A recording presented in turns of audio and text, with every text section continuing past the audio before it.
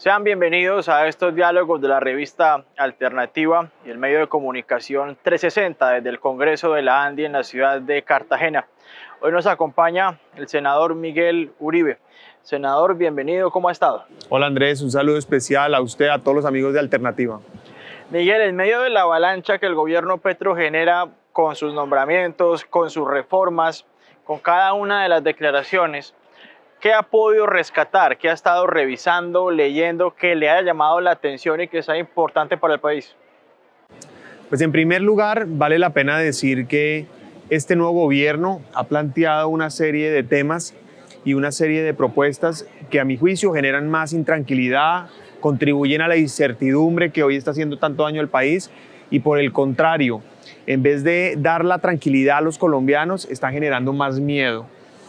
Es evidente que hoy Colombia está saliendo de un momento difícil para la humanidad, que es la pandemia. Colombia lo hace de una manera exitosa, con una reactivación económica que si bien ha generado traumatismos, se ha logrado dinamizar. Es evidente que tenemos una situación fiscal dura, pero no grave, y adicionalmente es un momento en el que nos hemos destacado a nivel mundial cómo superamos la pandemia, cómo superamos la situación económica, y en este momento precisamente es donde menos podemos obstruir o dañar esa dinamización de la economía. Este gobierno llega en un momento en donde empieza a generar inestabilidad jurídica, empieza con reformas como la reforma tributaria, que evidentemente es un palo en la rueda para la economía, ahora lo puedo explicar. Empieza a haber anuncios como el de la ministra de Minas, que básicamente dice no vamos a seguir explorando y produciendo en gas, por ejemplo. Y le compramos a Venezuela. Y le compramos a Venezuela, que además el problema, más que comprarle a Venezuela, no, es por qué vamos a comprar gas más caro cuando podemos nosotros producirlo, o por qué vamos a poner nuestra seguridad energética en manos de otro país, ¿no? Ya lo estamos viendo, es precisamente lo que pasa pues, en Ucrania con China. Además de eso hay que sumarle las declaraciones, por ejemplo, de la ministra de Trabajo, que ha venido diciendo que el modelo, mientras el ministro de Hacienda de este gobierno dice que la economía de Venezuela está en contracción, la ministra de Trabajo del mismo gobierno resalta como modelo productivo exitoso a Cuba, a Venezuela, a Nicaragua, entre otros.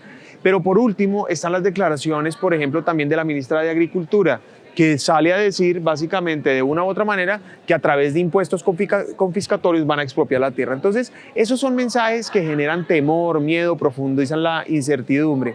Y es evidente que hace daño en un momento de crecimiento económico. ¿Por qué? Porque acabar el crecimiento económico implica, uno, destruir empleos y dos, menos recursos para la política social. Miguel, la empresa insignia del gobierno colombiano es Ecopetrol. El doctor Felipe Bayona ha venido haciendo una gestión muy destacada. Los hallazgos en materia de gas últimos pues confirman esto y ese es uno de los mayores miedos tanto de inversionistas como de analistas. ¿Usted qué ha podido ver dentro de la reforma tributaria que amenace la estabilidad de Ecopetrol, como por ejemplo esa sobretasa a las exportaciones? En la reforma tributaria hay muchos problemas. Sin duda, estructuralmente cometen un error y es básicamente que confunden incentivos con inversión con beneficios para los ricos. No es lo mismo. Una cosa son estímulos e incentivos para atraer inversión, para generar empleo y tener más recursos para la política social, y otra muy diferente es hacer que la gente rica gane más. Pero con esa confusión están utilizando el pretexto básicamente para disparar hacia todos los sectores, generando un traumatismo en la economía, poniendo probablemente más de 2 millones de empleos en riesgo. Dos, cometen un error, y es que nos dice, un segundo error, nos dicen, para redistribuir, para combatir la desigualdad, tenemos que cobrarle más a cierto sector de la población. No, hay una mejor manera de hacerlo y es gastando mejor. Es que plata hay, el problema es que la gastan mal, el problema es que se la roban, el problema es que no hacen lo que tienen que hacer. Ahora, por ejemplo, ¿qué esfuerzos de austeridad, ahorro, eficiencia o lucha contra la corrupción nos han anunciado? Ninguno. El único interés aquí es cobrar y cobrar más. Ahora, ¿por qué comienzo por ahí? Para decir que esta reforma ahuyenta la inversión, desincentiva la inversión en Colombia, destruye el empleo, pero además golpea a la clase media, golpea a los hogares de menores ingresos, trae impuestos regresivos y además tiene un impuesto fatal a la vejez. Frente a lo que usted menciona, para entrar en el componente de la desinversión que generaría, pues sin duda en casi todos los sectores, o en todos los sectores prácticamente, aumenta la tasa efectiva de impuesto. Y estamos hablando de que son tasas combinadas en más de probablemente 48-50% que van a subir alrededor del 63% en promedio. Eso haciendo a Colombia uno de los países con impuestos más altos. Ya de por sí lo somos, acá estaríamos en algunos casos llegando a ser el primero en algunos impuestos. Pero en la materia de hidrocarburos y minería vamos a tener un impuesto combinado de 87%, es decir, prácticamente no queda nada. Eso es confiscatorio. Entonces la pregunta es, ok, el gobierno puede hacer eso si quiere, pero obviamente todas las inversiones se van a ir a otra parte y eso va a destruir empleo y va a acabar la competencia en ese sector y va a poner en riesgo nuestra seguridad energética. Entonces, obvio, todos los colombianos, especialmente nosotros en las nuevas generaciones, queremos migrar y hacer una transición energética, pero también vale la pena decir, hoy Colombia tiene por lo menos el 80% de la producción de su energía de fuentes limpias. Entonces no es cierto que haya que comenzar la transición ya estamos en la transición.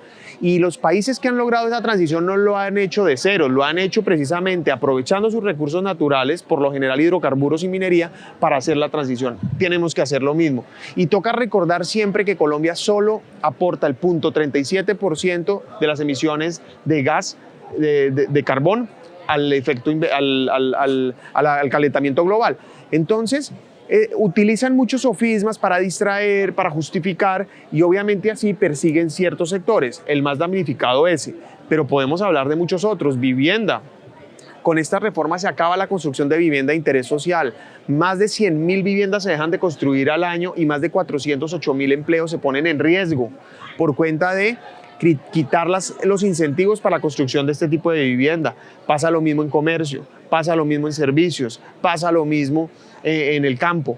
Entonces, eso es realmente perjudicial. Pero otra cosa además, para cerrar el componente de personas jurídicas o empresas, es que es un golpe fundamental al emprendedor. Un joven como nosotros que quiera emprender un negocio, hombre, probablemente dice, es mejor emprender en cualquier país vecino que en Colombia. ¿Por qué?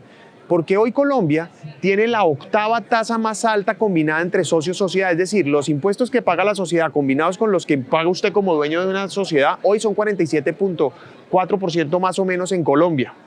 Con esta reforma van a pasar a 67.1%, convirtiéndonos en el país con tasa más alta. Yo le pregunto, hoy en esta economía globalizada, ¿quién va a querer quedarse en Colombia cuando tiene que pagar más que en cualquier parte del mundo? Entonces, eso es lo que hace la reforma y al final eso tiene un impacto, lo repito, en empleo, en oportunidades. Es que aquí con pretexto de cobrarle más a los ricos están destruyendo las oportunidades de las personas más pobres. Eso es lo que está haciendo. Miguel, usted está rodeado acá de los principales empresarios del país y ellos ven en usted no solamente el senador, pues líder del Centro Democrático, sino una voz que pueda interpretar esos miedos que tienen. ¿Cuáles son esos miedos que les han expresado a usted para que defiendan el Congreso? Mire, los empresarios, los industriales, los emprendedores, yo diría los colombianos en general, uno, somos conscientes de la necesidad de defender el medio ambiente. Somos conscientes de que uno tiene que devolverle más al país de lo que toma, de que no hay ningún proceso ya que sea justificable si no es absolutamente sostenible. Pero es evidente, primero, que hay que tener en cuenta los tiempos, los plazos, que las cosas no se pueden hacer inmediatamente generando traumatismos, porque eso no ha pasado ni siquiera en los países más desarrollados. Toma tiempo esa transición. Dos, se necesita seguridad jurídica. Sin seguridad jurídica no hay nada. Es decir, ¿quién invierte a 10, 15, 20 o 50 años si no tiene la estabilidad jurídica y la tranquilidad de que las reglas de juego no se las van a cambiar? Hoy hay con toda esa introducción que yo planteé y con los anuncios de ese gobierno empieza a evidenciarse un esfuerzo, un ánimo de cambiar reglas de juego. 3, obviamente quieren incentivos, porque los incentivos traen contraprestación para el Estado. Por ejemplo, hay incentivos que quitan aquí para reforestar. Entonces imagínense, empresas, por ejemplo, de cartón, que invierten miles de millones en reforestación, pues se les quitan los incentivos. Por ejemplo, se quitan los incentivos para contratar mujeres víctimas de la violencia. se quitan los incentivos para aportar plata a las organizaciones de derechos humanos, de justicia y, por ejemplo, a la Corporación Matamoros en defensa de las fuerzas militares. Se quitan los incentivos para apoyar el deporte, el Comité Olímpico Nacional, las ligas, los clubes, entonces se dejan abandonados a los deportistas. Se destruye por completo la industria cinematográfica y audiovisual del país, que hoy ha traído más de $1 billón.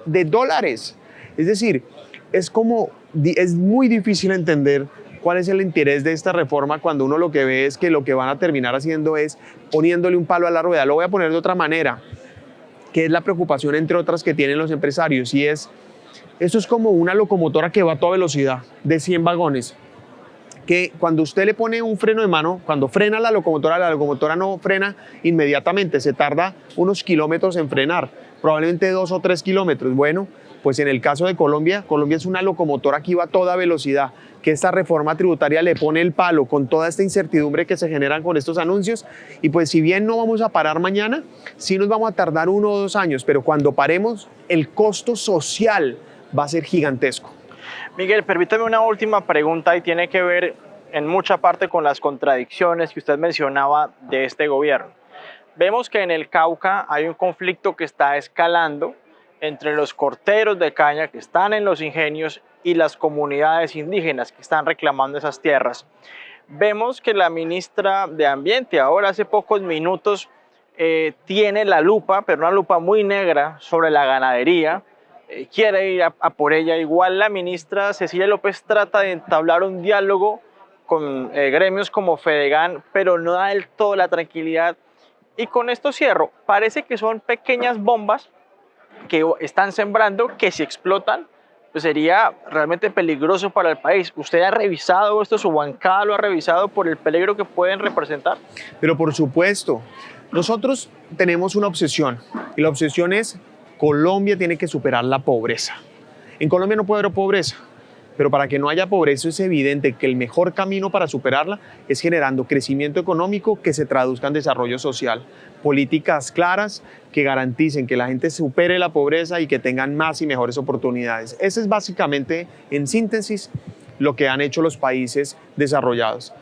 Y lo que nosotros hemos dicho es, en el marco de eso, pues trabajemos, pero vemos con preocupación que esos pequeños anuncios, esas acciones, como usted las denomina, son pequeñas bombas, pequeños obstáculos que pueden generar limitación y que pueden generar más problemas que soluciones. Y por supuesto nos preocupa la invasión de tierras, el irrespeto a la propiedad privada, nos preocupa la persecución a ciertos sectores de la economía, y mientras el gobierno debería estar enfocado en perseguir la actividad ilegal, la ganadería ilegal, la minería ilegal, el narcotráfico, el terrorismo, entre otros, uno pareciera que están buscando atacar a los mismos de siempre, a las personas que están en la legalidad y en la formalidad. Déjeme decirlo de alguna manera mucho más ilustrativa. Sale este gobierno a cazar en zoológico. Es decir, no están haciendo ningún esfuerzo por ir por las economías ilegales ni por promover la formalización, sino todo lo contrario, desestimular la formalidad que hoy existe y ahuyentar la inversión que está en Colombia. Miguel Uribe, senador de la República, muy amable por permitirnos esta entrevista para Alternativo y para 360. Muchas gracias. Sí, es un gusto. Muchas gracias a Andrés, a todos los amigos de 360, a todos los amigos de la revista Alternativa. Gracias por la invitación. Muy amable. Hasta una próxima oportunidad.